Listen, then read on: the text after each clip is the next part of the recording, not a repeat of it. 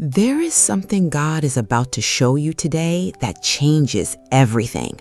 Not tomorrow, not next week, today. And I need you to stay with me because what I'm about to walk you through is not what you came here expecting. You came here thinking this was about waiting, about patience, about trusting the process and holding on a little longer. But what if the real issue has nothing to do with waiting at all? What if the reason your divine union has not arrived is because there is one decision, just one, that you have not made yet? One decision, not 100 changes, not a complete life overhaul, not 5 more years of preparation. One.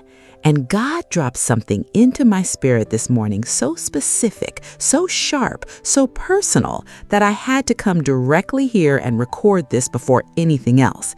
Because this is not a general message. This is for the person who has been praying, believing, standing in faith, and quietly, maybe even secretly, wondering why heaven feels silent on this one thing. You are not forgotten, but you are one step away from seeing something that most people never see. And the reason they never see it is because they are looking in the wrong direction. Proverbs 4:25 says, "Let your eyes look directly forward and your gaze be straight before you." Hold that verse loosely right now. By the time we reach the end of what I'm about to show you, that scripture is going to mean something entirely different to you than it does in this moment. But first, I need to ask you something real. When was the last time you felt genuinely afraid? Not anxious, not uncertain, afraid. Because what God revealed to me this morning is this: the one decision standing between you and your divine union is directly connected to fear. Not the fear you already know about, a hidden one that has been operating so quietly inside you that you have been calling it something else. You have been calling it wisdom. You have been calling it discernment. You have even been calling it waiting on God. But it is fear wearing the face of faith. And here's where this becomes even more uncomfortable, because the person God has prepared for you is not the one delayed. You are. Now, before your mind goes somewhere dark with that, stay with me, because this is not about shame. This is not about condemnation. This is about the most clarifying thing you are going to hear this week. Romans 8:15 says, "For you did not receive the spirit of slavery to fall back into fear, but you have received the spirit of adoption as sons, by whom we cry, Abba, Father." Paul wrote that to a people who kept returning to the very thing God had already freed them from. They went back to fear because fear felt familiar. It felt responsible. It even felt holy. And God is saying to you right now, your divine union is not waiting on more time. It is waiting on a decision. So what is this decision?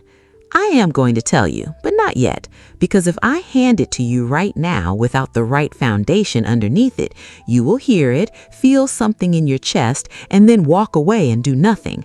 I've watched that happen too many times. The right word received at the wrong angle produces zero movement. So I need you to feel the weight of this first. Think back to the last time you stood at the edge of something meaningful, a conversation you almost started, a step you almost took, a moment where something deep in your spirit said go, and something else immediately said wait. What did you choose? Most of you already know the answer, and if you're being honest right now, it was not faith. That moment, that specific kind of moment, is coming back around, and what you do with it this time will determine whether you step into your divine union or spend another entire season traveling the same road. Deuteronomy 2:3 says, "You have been traveling around this mountain long enough. Turn northward."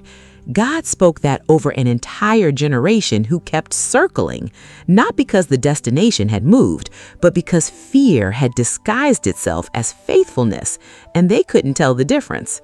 Someone watching this right now has been circling, not because God is withholding your person, not because your season has not come, but because you have been standing at the edge of one specific decision, and every single time you step back. And I need you to understand something before we go any deeper, because what God showed me this morning did not stop at the decision itself. He showed me what happens the moment you finally make it. What shifts, what opens, what comes rushing towards you on the other side of that one yes.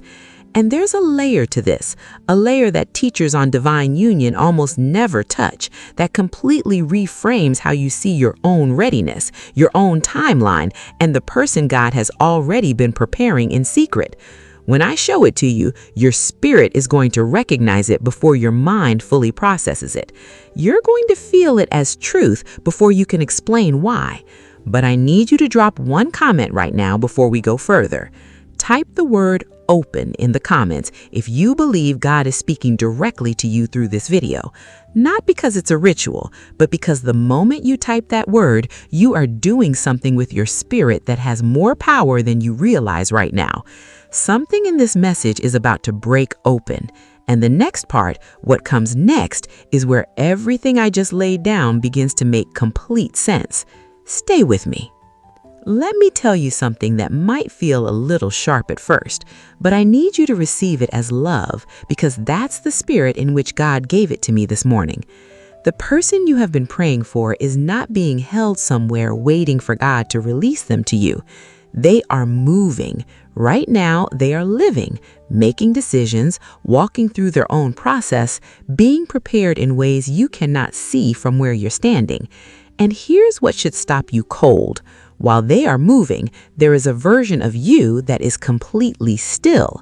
Not still in prayer, not still in peace, still in indecision. And indecision has a sound in the spirit. Did you know that? It sounds like delay, not because God is delaying you, but because you have built a kind of invisible wall around yourself, one brick at a time, and you have been calling each brick a sacred name. Brick 1, I'm not ready yet. Brick 2, I'm still healing. Brick 3, I don't want to make the wrong move. Brick 4, I'm waiting for a sign. Now, hear me carefully here, because every one of those things can be completely true and still be the very wall keeping you from walking through the door God has already opened. Isaiah 43:18 says, "Forget the former things. Do not dwell on the past.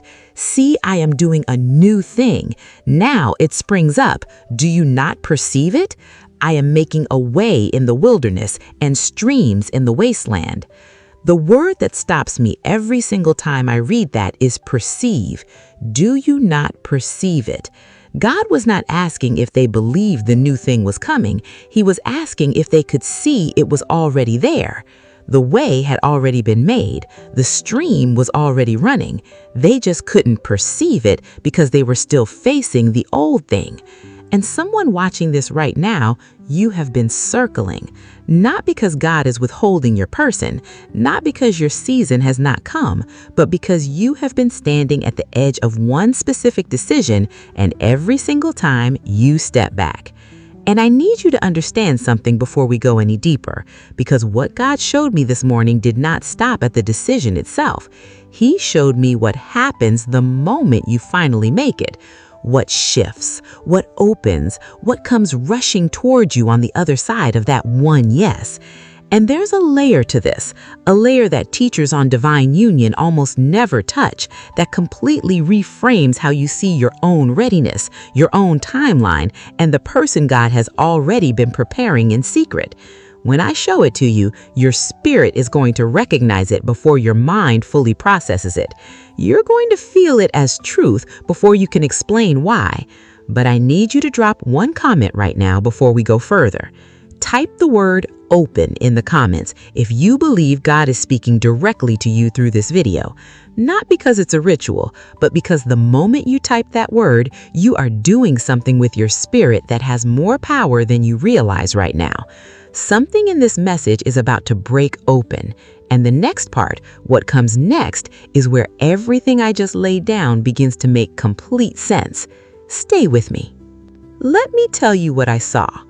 In prayer this morning, I saw a person standing at a threshold, not a dramatic doorway, not a heavenly gate, just a simple threshold, the kind you would find between two ordinary rooms. And on one side of it, everything familiar, everything known, everything safe, the routines, the walls, the quiet comfort of a life fully under control. And on the other, light, movement, warmth, the unmistakable sense of something alive waiting. But the person wasn't walking through. They were leaning towards it, almost touching the frame, close enough to feel the difference in temperature on their skin. And they kept saying, "Not yet. I'm not sure. What if I'm wrong? What if I misread this?" And then I heard something in that moment that made me catch my breath. God didn't say move. He didn't push them. He didn't give them another sign. He simply said, "You already know. You already know." That's the message for someone watching this right now. You are not waiting on